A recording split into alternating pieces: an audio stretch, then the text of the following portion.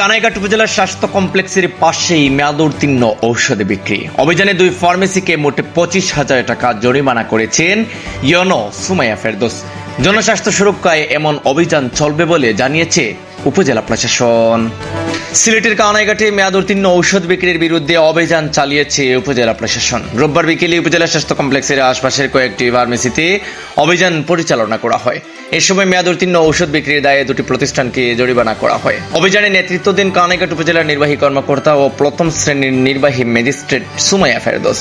Mobile কোর্টের মাধ্যমে দিয়া আজাদ ফার্মেসিকে 20,000 টাকা এবং হলি হেলথ ফার্মেসিকে 5,000 টাকা জরিমানা করা হয়।